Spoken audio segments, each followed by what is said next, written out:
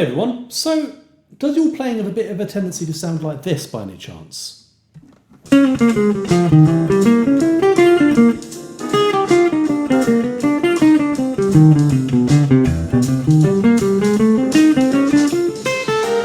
might notice that I tend to play there rather a lot of undifferentiated eighth notes, and my playing has certainly gone through a period of sounding like that in the past, and it's really taken me a fair bit of work to get out of that. And I think one thing that can make you sound this way is if you study so-called bebop scales or Barry Harris added note scales a lot, because kind of what those are for making you sound a bit on the beat and a bit square.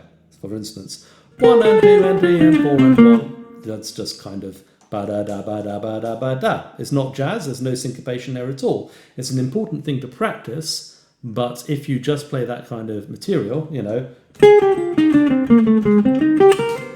it ends up sounding very much on the beat.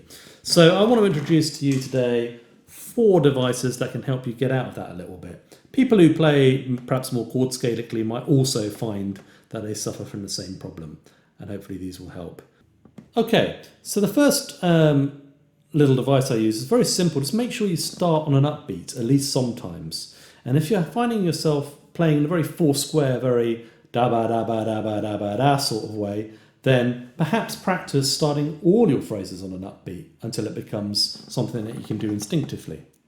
So I'm just going to do this with a backing track. You'll notice that my exercise here is to start off the and of every single beat. So I'll start the first phrase on the and of 1, second phrase on the and of 2, and of 3, and of 4, and so on.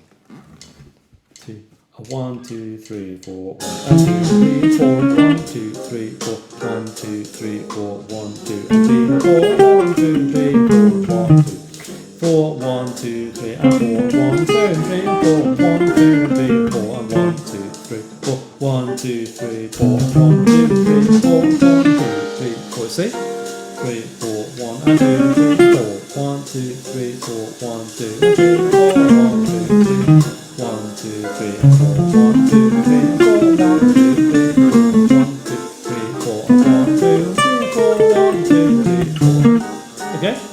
So that of itself is not particularly musical, but if you get your head around that exercise, then you might want to. Then you can play more freely, I suppose, with syncopation. A bit like this.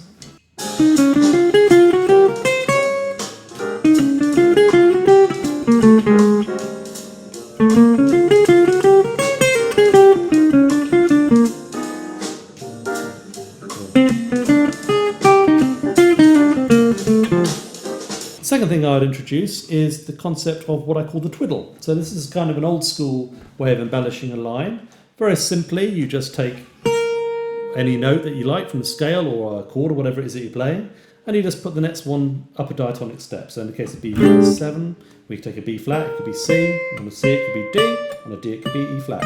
Okay? And you do a little triplet twiddle or turn, a little ornament, such as you might find in pieces by Bach or something like that. Okay? So one and Now the thing is not to rush here. I'm using hammer-ons and pull-offs, so they can have a tendency to rush if you're not used to playing legato on the guitar. 1 and 2 and 3 and 4 and 1. So let's do it as triplets. 1 and 2 and 3 and 4 and 1 and 3 and 4 and you notice that one of those rushed. 1 and 2 and 3 and 4. That rushed. 1 and 2 and 3 and 4 and 1 and 3 and 1. For instance, that's a very good exercise just for developing your ability to do that. And I would use them quite sparingly, like this.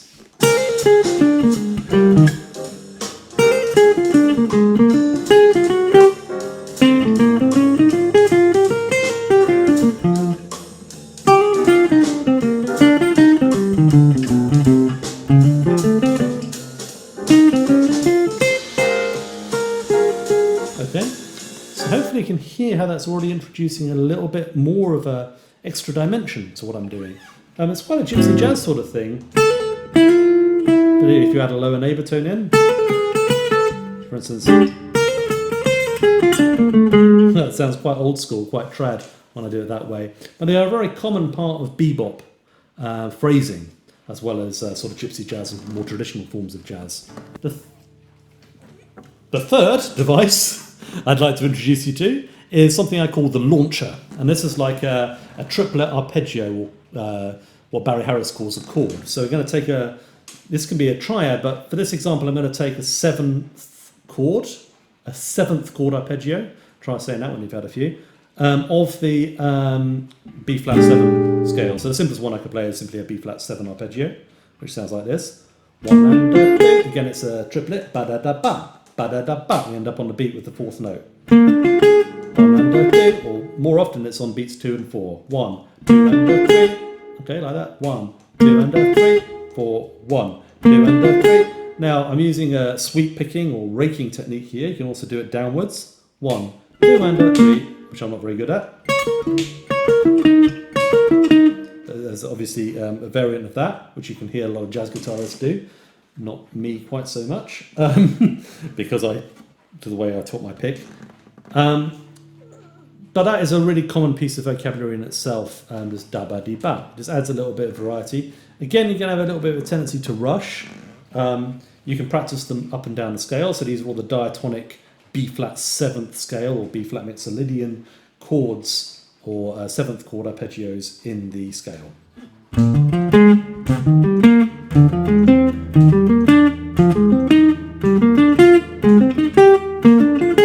Okay, and it's quite typical, it's a very typical Charlie Parker move or bebop move to add a half step lower neighbour tone before each of these. So 1, 2, 3, 4, 1, for instance, right? So we do that for the scale.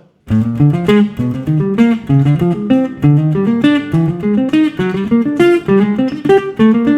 can also do it on the E flat one, E flat 7.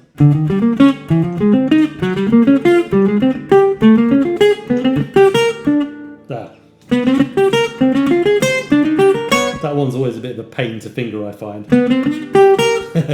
I'm not very good at that one. Again, I wouldn't use them that much. They're kind of useful for the starts of phrases, and sometimes when you're quite skillful, you can incorporate them in the middle. This is how I tend to use it when improvising, along with the other two techniques.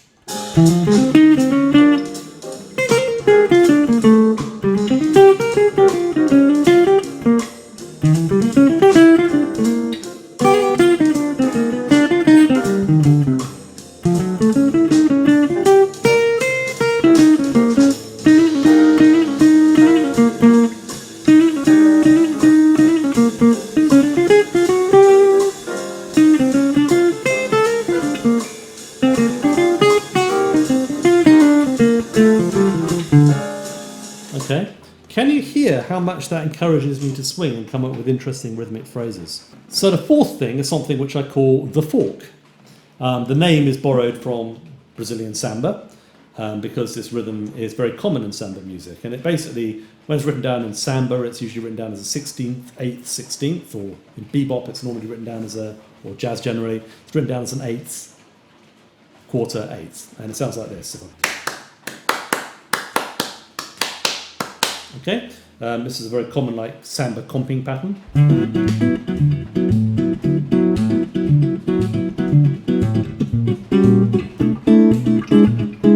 You can hear how that rhythm already sounds very Brazilian. Kind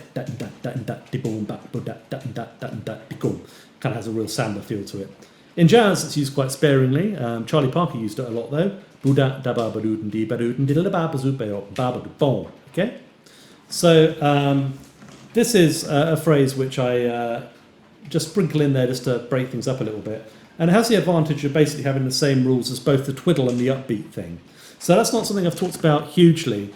If you're doing the Barry Harris added note rules, you treat all of those phrases as if they started on the upbeat, including obviously the one that starts on the upbeat. So that means if I'm going to play a B flat 7 scale, I won't add in a sort of extra half step if I'm starting on one of the chord tones, such as B flat. 1 and 2 and 3 and 4 and 1. And this is the same for the twiddle. 1, 2, 3, 4. 1, 2, 3, 4. Okay, and it's the same for this fork rhythm. For instance, ba-da da ba ba doo bo, ba do ba yo ba ba doo. Use the same notes, right? Or ba-da-li ba ba yo ba ba doo. Okay, so Barry Harris students will know what that means. In terms of other people, just kind of use your ears and adapt to what you play normally. So I'm just going to sort of demonstrate all 4 of these techniques together and show you how it just gives you a bit more rhythmic material to play with on a blues.